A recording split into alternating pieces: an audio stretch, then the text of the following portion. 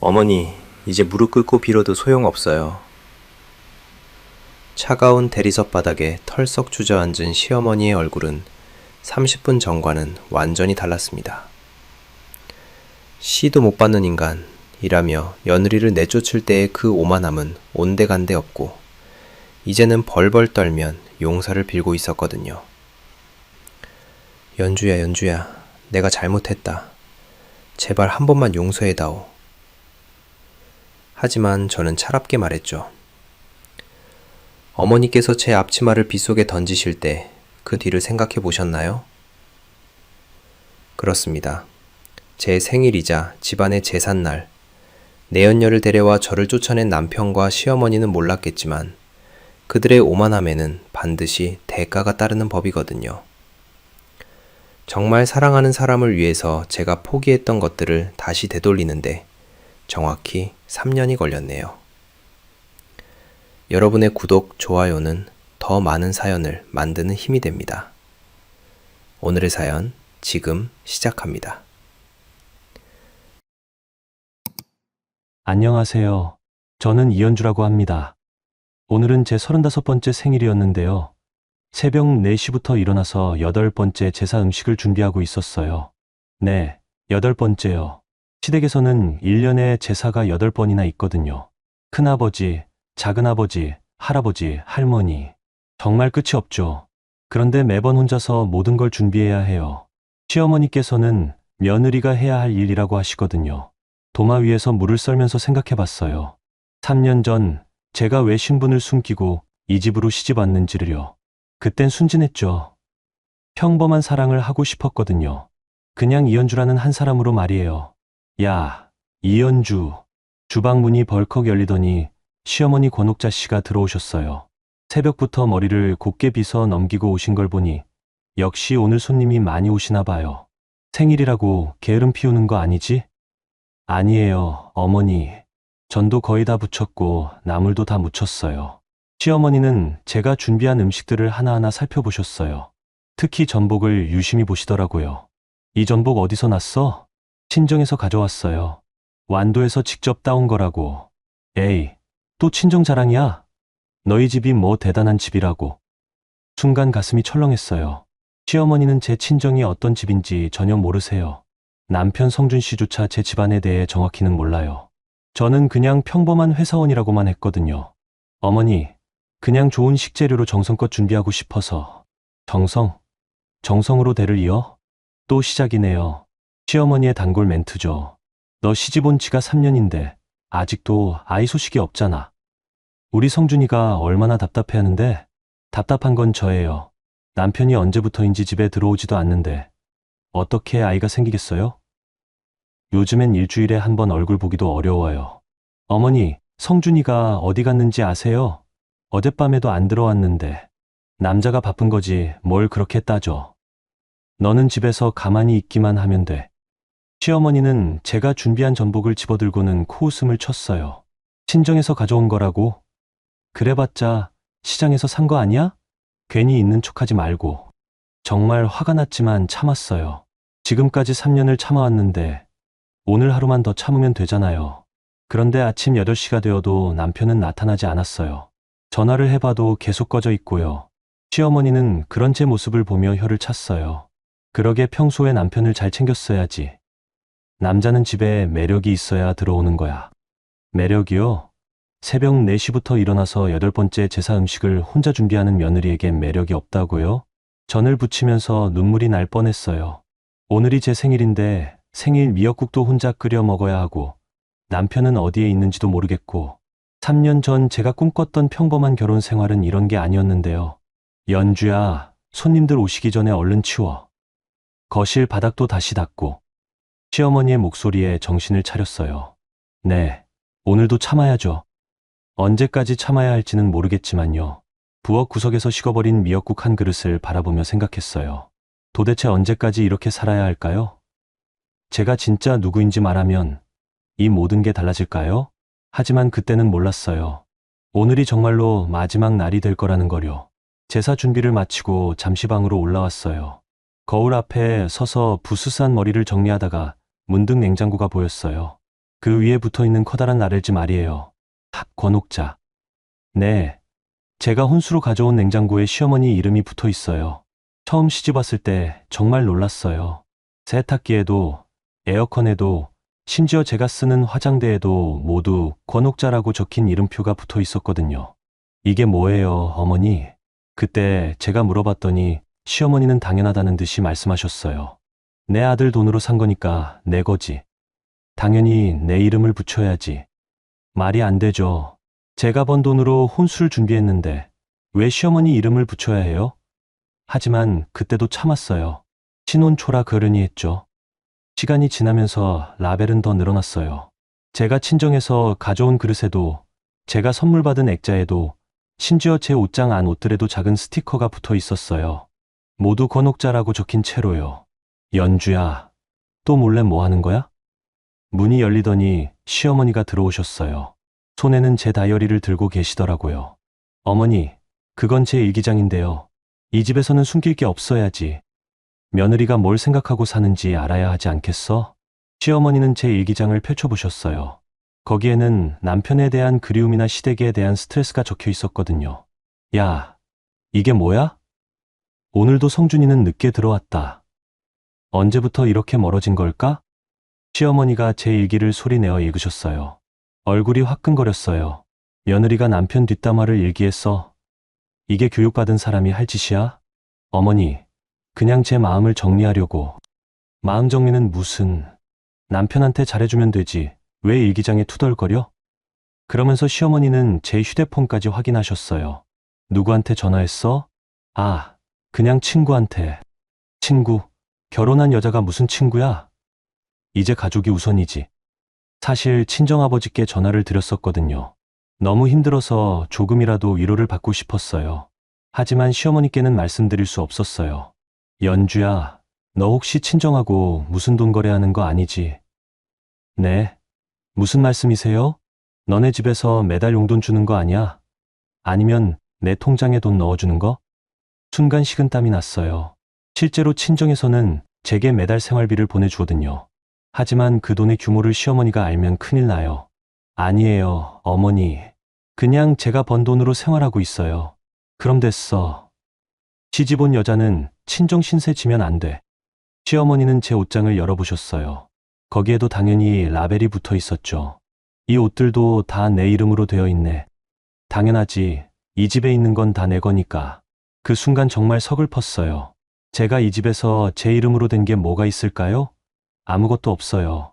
심지어 제 자신도 권옥자의 며느리로만 존재하는 것 같았어요. 연주야, 오늘 손님들 오시면 조심해서 대접해. 특히 큰형님 내외분한테는 절대 신뢰하면 안 돼. 알았지? 네, 어머니. 그리고 내가 어디서 왔는지 자세히 말하지 마. 그냥 평범한 집안 딸이라고 하면 돼. 이상했어요. 왜 제 출신을 숨기려고 하실까요? 혹시 시어머니도 뭔가 알고 계시는 건 아닐까요? 어머니, 혹시 제 친정에 대해서 뭔가? 왜? 무슨 말이야? 아니에요. 그냥. 시어머니는 제 어깨에 손을 올리고 말씀하셨어요. 연주야, 너는 이제 우리 집 사람이야. 과거는 다 잊어버리고 우리 집안 사람으로만 살면 돼. 알았지? 그 손길이 따뜻하다고 느껴질 뻔했는데 시어머니의 다음 말을 듣고는 온몸이 차가워졌어요. 그런데 정말 언제 배에 소식 들려줄 거야? 우리 성준이도 답답해하고 있는데 결국 저는 아이 낳는 기계일 뿐이군요. 제 이름도 제 과거도 제 감정도 모두 라벨로 덮어버리고 그냥 아들을 위한 도구로만 살라는 거네요. 방문을 나서며 마지막으로 냉장고에 라벨을 보았어요. 권옥자라고 적힌 그 글씨가 유독 크게 보였어요. 그때는 몰랐죠. 그 라벨들이 나중에는 독이 될 거라는 거요. 오후 2시 드디어 제사가 시작되었어요. 큰아버지, 작은아버지, 사촌들까지 20명 가까운 사람들이 모였어요. 저는 부엌에서 마지막 준비를 하고 있었는데 문 밖에서 낯선 소리가 들렸어요. 똑똑똑 하이힐 소리였어요. 그런데 우리 집 여자들은 모두 제사 때는 편한 신발을 신거든요. 누구일까요? 성준이다. 큰어머니의 반가운 목소리가 들렸어요. 드디어 남편이 왔구나 싶어서 급하게 앞치마를 정리했어요. 그런데 이상했어요. 웬 여자 목소리가 함께 들렸거든요. 안녕하세요. 처음 뵙겠습니다. 밝고 예쁜 목소리였어요. 저는 부엌문을 살짝 열어서 거실을 내다봤어요.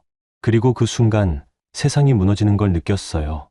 남편 성준이가 한 여자의 손을 잡고 들어오고 있었거든요. 그것도 만삭의 배를 가진 여자 말이에요. 여자는 예쁘고 어려 보였어요. 25, 26, 화려한 원피스를 입고 있었고 배가 정말 많이 불러 있었어요. 언제부터였을까요? 제가 모르는 사이에 이런 일이. 얘들아, 소개할게. 성준이가 친척들을 바라보며 말했어요. 그 표정이 제가 본 적 없는 표정이었어요. 정말 행복해 보였어요. 이 사람이 서윤이야. 그리고 성준이가 여자의 배를 쓰다듬었어요. 우리 집안의 귀한 대를 이어줄 아이를 가지고 있어. 그 순간 거실이 조용해졌어요. 친척들도 당황한 것 같았어요. 하지만 더 충격적인 건 시어머니의 반응이었어요. 어머, 서윤아, 오느라 수고했다. 시어머니가 서윤이라는 여자를 반갑게 맞이하고 있었어요. 마치 이미 알고 있었다는 듯이요. 어머님, 이렇게 중요한 자리에 불러주셔서 감사해요. 뭘, 당연하지.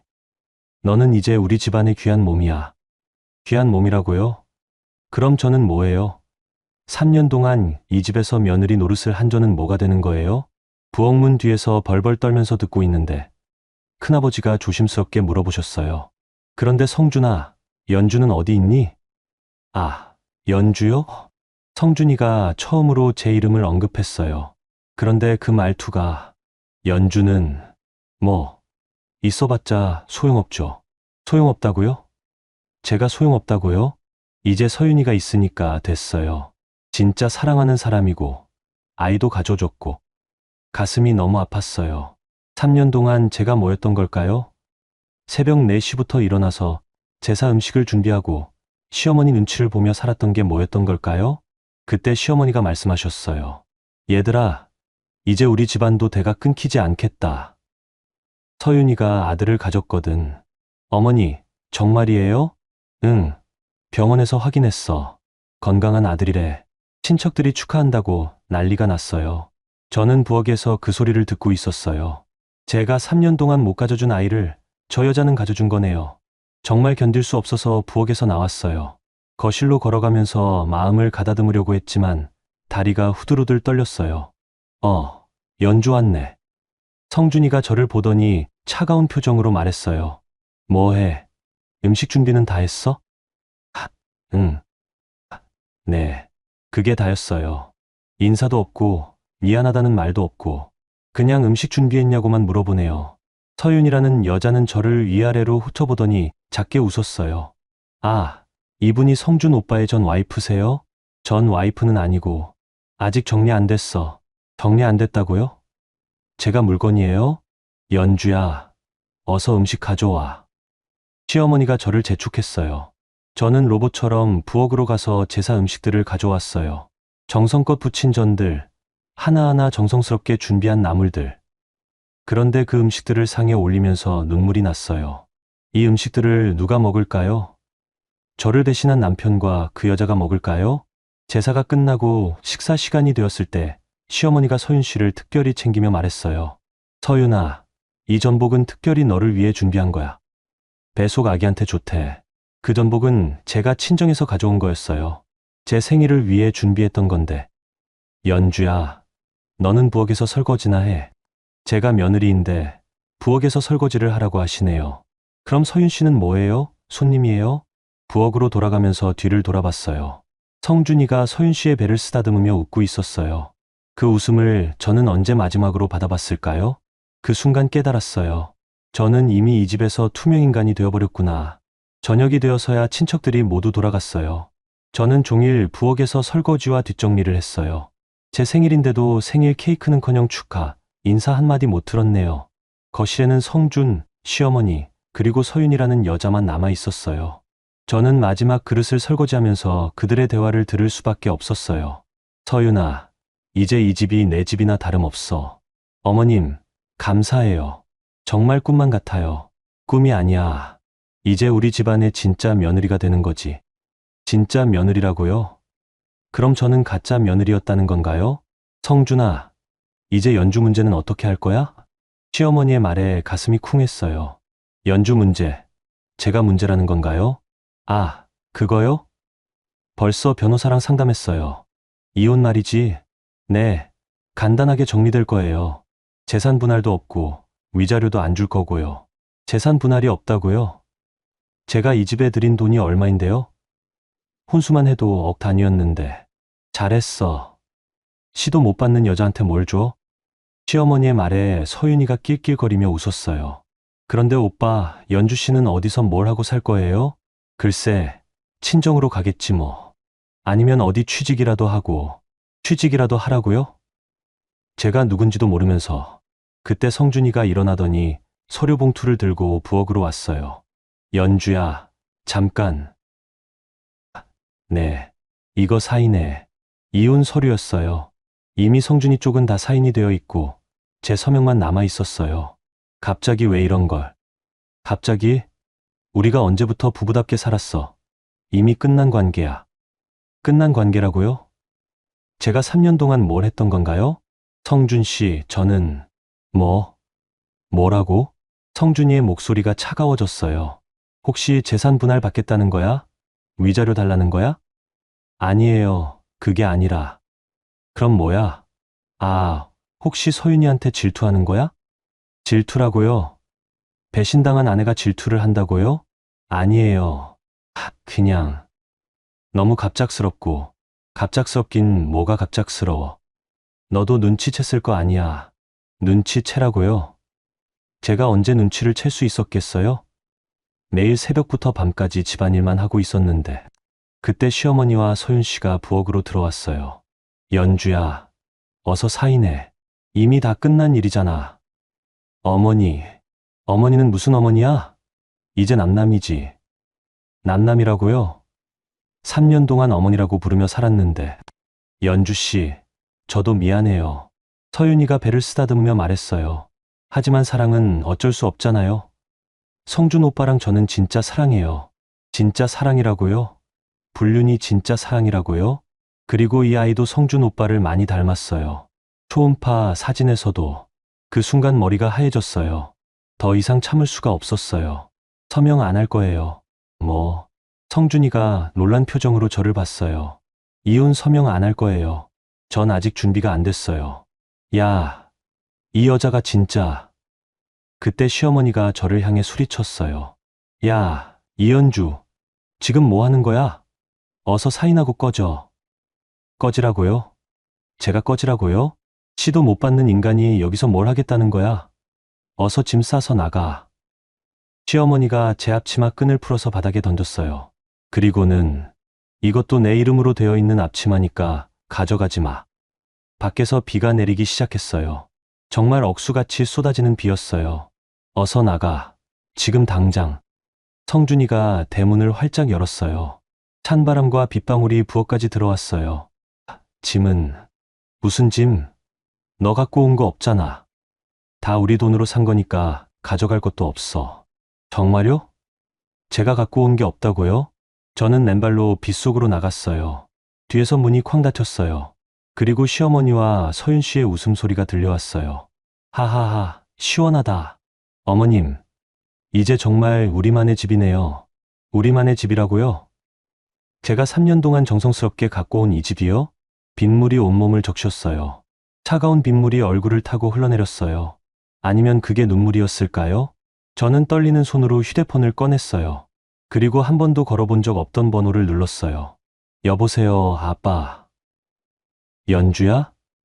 이 시간에 웬일이니? 아빠, 이제 데리러 와줘. 끝났어. 전화를 끊고 하늘을 올려다봤어요. 비가 정말 많이 내렸어요. 마치 하늘도 저를 위해 우는 것 같았어요. 그때 멀리서 헤드라이트가 보였어요. 한 대가 아니었어요. 여러 대의 검은색 차들이 줄지어 오고 있었어요. 이제 정말 끝이네요. 이연주의 3년간 인내도, 권옥자의 며느리로 살던 시절도. 여러분, 지금까지의 이야기 어떠셨나요? 정말 화가 나죠? 저도 이야기를 들으면서 마음이 너무 아팠어요. 3년이라는 시간 동안 연주 씨가 얼마나 참고 견뎠을지. 하지만 여러분, 아직 끝나지 않았어요. 진짜 반전은 이제부터 시작이거든요.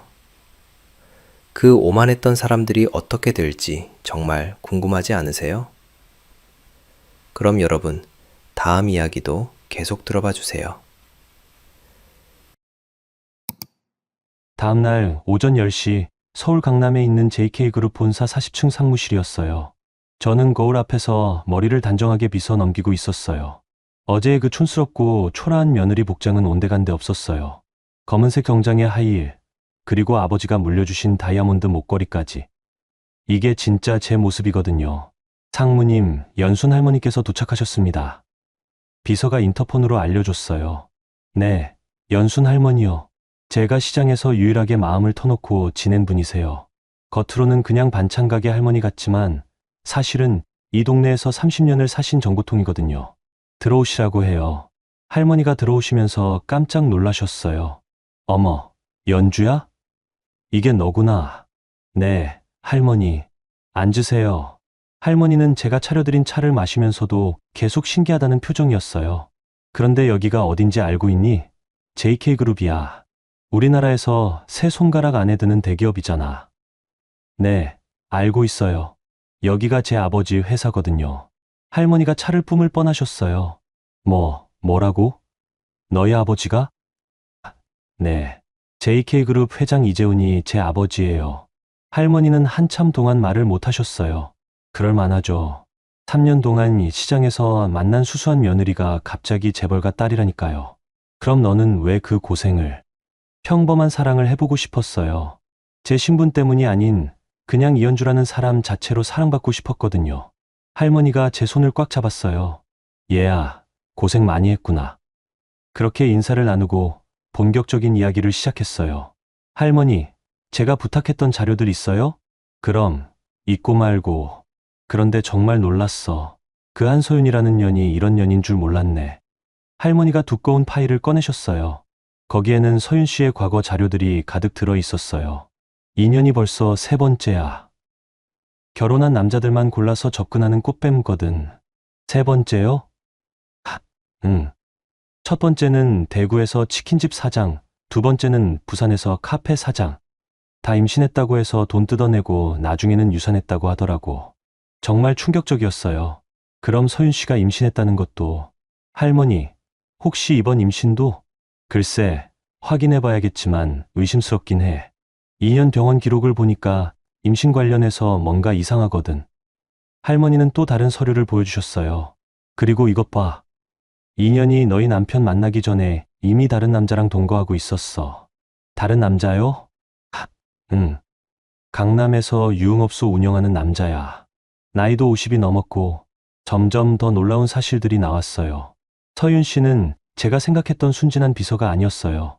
완전히 계획적으로 우리 집안에 접근한 거였거든요. 연주야. 그런데 너는 이제 어떻게 할 거야? 복수할 거예요. 할머니. 제가 단호하게 말하자 할머니가 걱정스러운 표정을 지었어요. 복수가 뭐 그리 쉬운 줄 아니? 그냥 이혼하고 새로 시작하는 게 낫지 않겠니? 안 돼요. 저를 그렇게 무시한 대가를 치러야 해요. 저는 책상 위의 서류를 할머니께 보여드렸어요. 성준건설의 최대 주주가 누군지 아세요? 글쎄, 모르겠는데. JK유통이에요. 저희 계열사 중 하나죠. 할머니의 눈이 커졌어요. 그럼 설마. 네, 성준 씨가 그렇게 자랑하던 건설회사는 사실 제 아버지 돈으로 운영되고 있었던 거예요. 저는 만년필을 꺼내서 서류에 서명했어요. JK유통에서 성준건설로 가던 모든 자금 지원을 중단한다는 내용이었어요. 연주야, 정말 괜찮겠니? 괜찮아요, 할머니. 이제 제가 누구인지 알려줄 때가 됐어요. 서명을 마치고 비서를 불렀어요. 이 서류 즉시 성준건설로 보내주세요. 그리고 관련 부서에 통보해서 오늘 안으로 모든 거래를 중단하라고 하세요. 네, 상무님. 비서가 나간 후 할머니가 조심스럽게 물어보셨어요. 연주야, 그런데 정말 후회 안 하겠니? 3년 동안 너도 정은 있었을 텐데. 정이요? 저는 창밖을 바라보며 말했어요. 할머니, 제가 생일날 새벽 4시에 일어나서 8번째 제사 음식을 준비할 때 제 남편은 다른 여자와 호텔에 있었어요. 할머니가 한숨을 쉬셨어요. 그리고 시어머니는 제가 가져온 모든 물건에 자기 이름을 붙여놨어요. 냉장고, 세탁기, 심지어 제 옷장까지도요. 저는 책상 위에 또 다른 서류를 보였어요. 이제는 제가 라벨을 붙일 차례예요. 그 서류에는 성준건설 인수계획서가 적혀 있었어요. 부도가 나면 저희가 헐값에 인수할 거예요. 그럼 성준 씨는 제 회사의 직원이 되는 거죠. 할머니가 쓴웃음을 지으셨어요. 참, 무서운 아이로구나. 할머니, 저는 3년 동안 충분히 참았어요. 이제는 제 차례예요. 그때 비서가 급하게 들어왔어요. 상무님, 성준건설에서 전화 폭탄이 오고 있습니다. 그래요? 벌써? 저는 미소를 지었어요. 생각보다 빨리 휴가가 나타나네요. 전화 받지 마세요. 오늘은 그냥 받지 말고요. 네, 상무님. 할머니가 일어서시면서 말씀하셨어요. 연주야, 조심해. 복수는 칼날이니까 너한테도 상처가 될 수 있어. 알고 있어요, 할머니. 하지만 이미 상처는 충분히 받았어요. 할머니를 배웅하고 나서 저는 다시 창밖을 바라봤어요. 저 아래 어딘가에서 성준 씨가 패닉에 빠져 있을 거예요. 이제부터가 진짜 시작이에요. 그날 오후 3시 성준건설 본사는 완전히 패닉 상태였어요. 저는 차 안에서 그 모습을 지켜보고 있었어요. 회사 앞에는 자재업체 사람들이 몰려와서 시위를 하고 있었거든요. 돈 내놔. 사기치지 마. 현수막까지 걸려 있었어요. 성준이는 회사 안에서 나올 수도 없는 상황이었죠. 제 휴대폰이 울렸어요. 성준이었어요. 하지만 받지 않았어요. 10분 후에 또 울렸어요. 이번에는 시어머니였네요. 역시 받지 않았어요. 그런데 1시간 후 연순 할머니에게서 전화가 왔어요. 연주야, 큰일 났어. 무슨 일이에요, 할머니? 그 한서윤이 년이 짐을 싸서 도망치려고 해. 뭐라고요? 벌써? 지금 이천역으로 가고 있어. 큰 가방 2개 들고. 역시 전문가네요. 상황이 안 좋아지면 바로 도망치는군요. 할머니, 제가 지금 갈게요. 저는 운전기사에게 이천으로 가달라고 했어요. 1시간 후 이천역 광장에서 서윤 씨를 발견했어요. 정말로 큰 가방 2개를 들고 서 있었어요. 저는 차에서 내려서 서윤 씨에게 다가갔어요. 어디 가세요? 서윤 씨가 깜짝 놀라며 뒤를 돌아봤어요. 연주 씨? 네, 오랜만이네요. 서윤 씨의 얼굴이 하얗게 질렸어요. 연주 씨, 여기 왜? 궁금해서요. 어디 가시는지. 그때 서윤 씨가 자신의 배를 만지며 말했어요. 아, 저는 친정에 잠깐 다녀오려고. 친정이요? 그런데 왜 이렇게 큰 가방을 들고 가세요? 서윤 씨가 말을 더듬기 시작했어요. 그냥 좀 오래 있을 것 같아서. 아, 그래요? 그런데 성준 씨는 아세요? 당신이 떠난다는 걸? 서윤 씨가 당황하며 고개를 저었어요. 아니에요. 금방 돌아올 거예요. 그때 제 뒤에서 연순 할머니가 나타나셨어요. 어머, 이건 누구야? 서윤이 아니야? 할머니가 서윤 씨를 보며 빙긋 웃으셨어요. 할머니, 이분 아세요? 제가 일부러 물어보자 할머니가 크게 웃으셨어요. 그럼 모르겠니? 인연이 우리 동네에서 유명한 꽃뱀이잖아. 서윤 씨의 얼굴이 더욱 하얘졌어요. 뭐라고 하세요? 꽃뱀이라고 했어. 결혼한 남자들만 골라서 꼬시는. 할머니가 가방에서 서류를 꺼내셨어요. 여기 다 있어. 너 대구에서 치킨집 사장한테 한 짓, 부산에서 카페 사장한테 한 짓. 서윤 씨가 뒤로 물러섰어요. 그런 거 아니에요. 아니긴 뭐가 아니야. 매번 임신했다고 해놓고 돈 받으면 유산했다고 하고. 할머니가 또 다른 서류를 보여주셨어요. 그리고 이것 봐. 너 성준이랑 사귀기 전에 강남에서 다른 남자랑 동거했지. 서윤 씨가 완전히 당황했어요. 아니에요. 그런 거 아니에요. 그럼 뭐야? 이 사진은 뭐고? 할머니가 휴대폰으로 사진을 보여주셨어요. 서윤 씨가 중년 남자와 함께 있는 사진이었어요. 이 남자가 누구야? 그냥 아는 사람이에요. 서윤 씨의 목소리가 점점 작아졌어요. 연주 씨, 정말 저는 그때 제가 입을 열었어요. 서윤 씨, 질문 하나만 할게요. 서윤 씨가 불안한 눈으로 저를 봤어요. 아이, 정말 성준 씨 아이예요? 서윤 씨가 말을 못했어요. 그 표정만 봐도 알 수 있었어요. 대답 안 해도 돼요. 이미 답 나왔으니까. 저는 휴대폰을 꺼내서 누군가에게 전화를 걸었어요. 여보세요, 성준 씨죠? 네, 저 연주예요. 전화 너머로 성준이의 절박한 목소리가 들렸어요. 연주야, 어디 있어? 우리 얘기 좀 하자. 얘기요? 지금 제가 이천역에 있는데 여기 서윤 씨도 있어요. 뭐, 서윤이가 왜 거기에? 성준이가 당황하는 게 느껴졌어요. 큰 가방 2개 들고 어디 가려던 것 같은데요? 뭐라고? 참, 그리고 서윤 씨 배 수옥 아이 이야기도 하고 싶고요. 전화가 조용해졌어요. 성준 씨, 혹시 DNA 검사 받아보셨어요? 무슨 말이야? 아, 안 받아보셨구나. 그럼 받아보세요. 재미있는 결과 나올 거예요. 그리고 전화를 끊었어요. 서윤 씨는 이미 얼굴이 파래져 있었어요. 연주 씨, 제발. 제발, 뭐요? 이런 식으로 하지 말아요. 저는 서윤 씨의 가방을 가리켰어요. 그 가방 안에 뭐가 들어있어요? 옷이요. 옷만요? 할머니가 가방을 열어보셨어요. 그 안에는 옷뿐만 아니라 돈다발도 들어있었어요. 이 돈은 뭐야? 그냥 생활비요. 생활비가 이렇게 많아. 몇 천만 원은 되겠는데. 서윤 씨가 더 이상 변명하지 못했어요. 저는 마지막으로 말했어요. 서윤 씨, 이제 게임 끝났어요. 성준 씨도 곧 진실을 알게 될 거고, 시어머니도 마찬가지고요. 서윤 씨가 무릎을 꿇었어요. 연주 씨, 제발 용서해 주세요. 저도 먹고 살려고요. 그럼 저는 뭐예요? 저도 먹고 살려고 3년 동안 참았던 거예요. 그때 멀리서 성준이의 차가 나타났어요. 아마 급하게 달려온 것 같았어요. 이제 정말 재미있어지겠네요. 다음날 오전 11시 JK그룹 회장실 앞 복도였어요. 저는 일찍 와서 아버지와 미리 이야기를 나눴어요. 연주야, 정말 괜찮겠니? 네, 아버지. 이제 정리할 때가 됐어요. 아버지가 제 손을 꽉 잡아주셨어요. 고생 많았다, 우리 딸. 11시 정각에 성준과 시어머니 권옥자 씨가 도착했어요. 두 사람 모두 평소와는 다른 모습이었어요. 성준은 초라한 정장을 입고 있었고, 시어머니는 화려했던 옷차림 대신 검은색 원피스를 입고 계셨어요. 저희가 회장님과 약속이 있는데요. 성준이 접수 직원에게 말했어요. 목소리가 떨리고 있었어요. 네, 잠시만 기다려주세요. 30분을 기다렸어요. 그 30분 동안 성준과 시어머니는 계속 불안해했어요. 성준아, 정말 괜찮을까? 괜찮을 거예요, 어머니. 제가 JK그룹과 오랫동안 거래해온 사이니까요. 거래해온 사이라고요?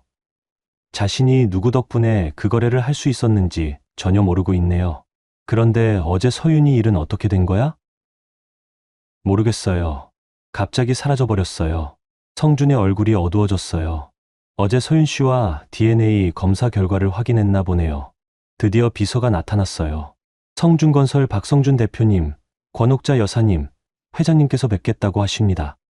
두 사람이 떨리는 다리로 회장실 문을 열었어요. 저는 이미 상무 자리에 앉아 있었어요. 아버지 옆자리에 말이에요. 성준과 시어머니가 들어오더니 아버지께 고개를 숙였어요. 안녕하십니까, 회장님. 성준건설의 박성준입니다. JK그룹과 오랫동안 거래해온. 시어머니도 인사를 드리려다가 갑자기 멈췄어요. 제가 보였거든요. 저기. 성준도 저를 발견했어요. 두 사람의 얼굴이 하얗게 변했어요.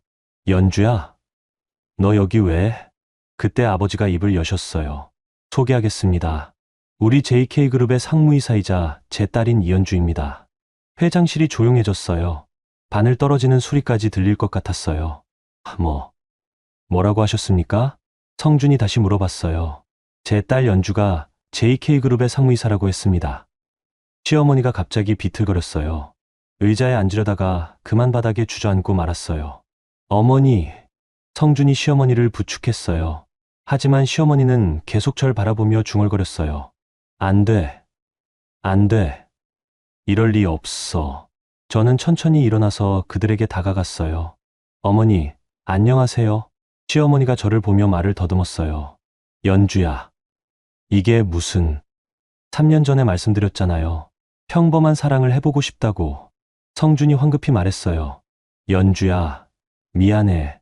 내가 정말 몰랐어. 내가 이런... 몰랐다고요? 저는 책상으로 돌아가서 서류를 꺼냈어요.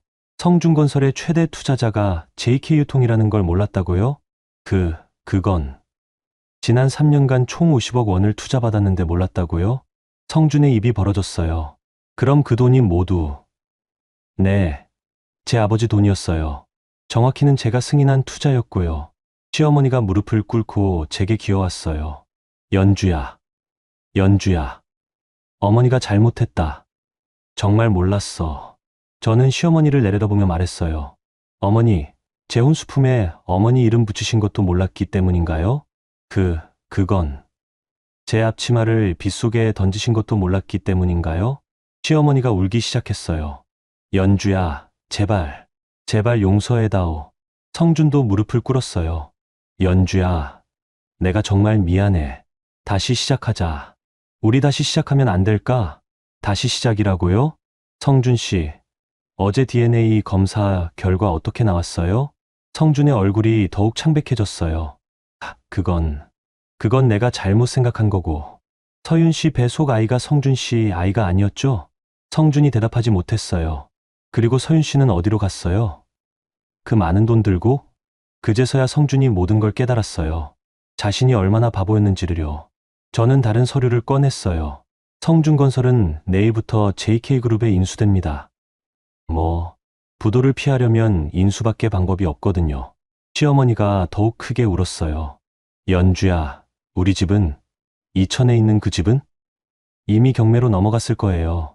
어머니 이름으로 된 담보 대출 때문에 시어머니가 쓰러질 듯 했어요. 그럼 우리는 어떻게 살아야? 저는 마지막 서류를 보여줬어요. 성준 씨는 저희 회사 말단 사원으로 입사하실 수 있어요. 월급 180만 원 정도 받으면서 말이에요. 성준이 절망적인 표정으로 저를 봤어요. 연주야, 정말 이렇게까지 해야겠어? 이렇게까지요? 저는 그들을 차갑게 내려다봤어요. 어머니, 어제까지도 저를 시도 못 받는 인간이라고 하셨잖아요? 시어머니가 더 이상 말하지 못했어요. 이제 어머니께서 붙이신 그 라벨들 모두 제 이름으로 바뀔 거예요. 30분 전에 오만함은 온데간데 없고 이제는 비참함만 남았네요. 6개월 후 다시 이천을 찾았어요. 하지만 그 화려했던 데드텍은 이미 남의 집이 되어 있었어요. 새 주인이 들어와서 집을 완전히 리모델링하고 있었거든요. 저는 시장 쪽으로 발걸음을 옮겼어요. 연순 할머니의 반찬 가게가 있는 곳으로요. 멀리서 할머니가 보였는데 옆에서 누군가 설거지를 하고 있었어요. 가까이 가보니 권옥자 씨였어요. 예전에 그 화려한 모습은 온데간데 없고 낡은 앞치마를 두르고 설거지를 하고 계셨어요. 어머, 연주야. 할머니가 저를 보고 반갑게 손을 흔드셨어요. 할머니, 안녕하세요. 권옥자 씨도 저를 봤어요. 하지만 예전처럼 반갑거나 오만하지 않았어요. 그냥 조용히 고개만 숙였어요. 연주야, 이리 와서 앉아. 할머니가 의자를 가져다 주셨어요. 권옥자 씨는 계속 설거지를 하고 있었어요. 할머니, 어떻게 지내세요? 나야 잘 지내지. 그런데 너는 어떠니? 회사 일은 잘 되고? 저는 할머니께 커피를 사드리며 말했어요. 네, 잘 되고 있어요. 이제 정말 제 일에 집중할 수 있게 됐어요. 할머니가 권옥자 씨를 힐끗 보더니 작은 목소리로 말씀하셨어요. 저 사람도 참 많이 달라졌어. 어떻게요? 예전처럼 거만하지도 않고 일도 열심히 해. 처음에는 투덜거렸는데 이제는 그냥 시키는 대로 해. 권옥자 씨가 설거지를 마치고 다가왔어요. 연주야. 목소리가 많이 달라져 있었어요. 예전에 그 날카로운 톤이 아니라 조용하고 지친 목소리였어요. 네, 어머니. 어머니라고 부르니까 권옥자 씨의 눈에 눈물이 맺혔어요. 연주야, 어머니가 정말 잘못했다. 그때 내가 정말 미쳤었나 봐. 어떻게 그렇게 할 수가 있었지? 권옥자 씨가 제 앞에 앉았어요. 손이 많이 거칠어져 있었어요. 너 신분 알고 나서 며칠 동안 잠을 못 잤어. 내가 어떤 짓을 한 건지. 어머니, 그 라벨들, 너한테 얼마나 상처가 됐을지. 권옥자 씨가 고개를 숙였어요. 연주야, 어머니가 마지막으로 한 가지만 부탁할게. 뭐든지 말씀하세요. 성준이 그 자식, 용서해주면 안 될까? 저는 잠시 생각했어요. 성준 씨는 지금 JK그룹 말단 사원으로 일하고 있어요. 매일 지하철을 타고 출근하고 작은 원룸에서 살고 있죠. 어머니, 성준 씨는 지금 어떻게 지내세요? 많이 달라졌어. 정말 많이. 술도 끊었고 일찍 들어와서 반성문 같은 것도 써. 반성문이라고요? 매일 너한테 편지를 써. 보내지는 않지만 자기가 얼마나 잘못했는지 적는 거야. 그래요? 편지를요? 할머니가 끼어드셨어요. 연주야, 그런데 너는 앞으로 어떻게 할 거야? 새로 시작할 생각은 없고. 새로 시작이요? 응. 새로운 사람 만나서 결혼하고. 저는 하늘을 올려다봤어요. 파란 하늘에 구름이 떠 있었어요. 아직은 생각 없어요. 일이 재미있거든요. 정말이었어요. JK그룹 상무로 일하는 게 훨씬 재미있었어요. 제 의견이 존중받고, 제 결정이 회사에 반영되고, 무엇보다 제가 저 자신으로 살 수 있었거든요. 그리고 할머니, 저 재단 하나 만들려고 해요. 재단. 네. 저처럼 어려움에 처한 여성들을 도와주는 재단이요. 할머니가 박수를 치셨어요. 좋은 일이네. 이름은 뭘로 할 거야? 이연주 재단이요. 권옥자 씨가 고개를 들었어요. 연주야, 그 재단 이름에 어머니도 도움이 될까? 어떻게요? 내가 얼마나 잘못했는지, 며느리들한테 어떻게 하면 안 되는지, 그런 걸 증언해 줄 수 있어. 저는 권옥자 씨를 바라봤어요. 정말 많이 달라져 있었어요. 어머니, 정말 그렇게 하실 거예요? 응. 내가 한 일을 다른 시어머니들이 따라하면 안 되지. 그때 제 휴대폰이 울렸어요. 회사에서 중요한 회의가 있다는 연락이었어요. 할머니, 어머니, 저 먼저 가볼게요. 응, 그래라. 조심히 가고, 차에 타기 전에 마지막으로 권옥자 씨를 봤어요. 어머니, 앞으로 건강하게 지내세요. 연주야, 너도 행복해야 해. 꼭. 차가 출발하면서 백미러로 권옥자 씨를 봤어요. 손을 흔들고 계시더라고요. 예전에 그 오만한 모습이 아니라 그냥 평범한 할머니의 모습으로요. 서울로 가는 길에 성준 씨에게서 문자가 왔어요. 연주야, 오늘도 편지 썼다. 언젠가는 용기 내서 보낼 수 있을 거야. 내가 용서해주지 않아도 괜찮다. 그냥 내 마음을 정리하는 거니까 건강해라. 창밖으로 가을 하늘이 보였어요. 맑고 높은 하늘이었어요. 마치 제 마음처럼 말이에요. 3년 전에 제가 꿈꿨던 평범한 사랑은 이루지 못했지만 진짜 제 자신을 찾았어요. 권옥자라는 라벨이 아닌 이연주라는 이름으로 살 수 있게 되었거든요. 그리고 이제는 다른 여성들도 저처럼 자신의 이름으로 살 수 있도록 도와줄 거예요. 비가 내리기 시작했어요. 하지만 이번에는 차 안에서 따뜻하게 비를 바라보고 있었어요. 빗속에 쫓겨나던 그날과는 완전히 달랐죠. 이제 정말 자유예요. 여러분, 오늘 이야기 어떠셨어요? 정말 속 시원하지 않으셨나요? 연주 씨의 이야기를 들으면서 저도 마음이 아프기도 하고 또 통쾌하기도 했어요. 3년이라는 긴 시간 동안 자신의 신분을 숨기고 참아온 연주 씨의 인내심이 정말 대단했죠. 그런데 그 인내에는 반드시 한계가 있다는 걸 보여줬어요. 권옥자 씨나 성준 씨 같은 사람들은 상대방의 진짜 모습을 보려 하지 않고 자신들이 만든 편견과 고정관념으로만 판단했어요. 며느리라는 이유만으로, 여자라는 이유만으로 함부로 대한 거죠.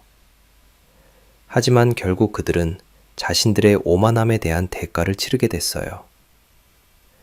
이런 일들이 우리 주변에서도 종종 일어나지 않나요?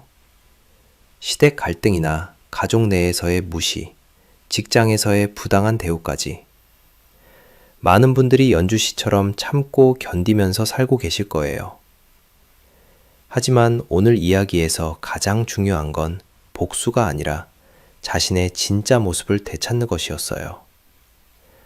연주 씨는 권옥자의 라벨이 아닌 이연주라는 자신의 이름으로 살 수 있게 됐거든요. 그리고 다른 여성들도 도와주겠다는 마음까지 갖게 됐고요.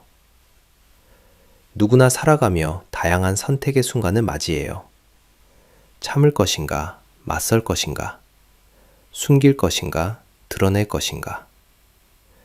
연주 씨는 마침내 자신의 선택을 했고 그 결과로 진정한 자유를 얻었어요. 여러분께도 오늘의 이야기가 작은 위로와 지혜가 되었으면 좋겠어요.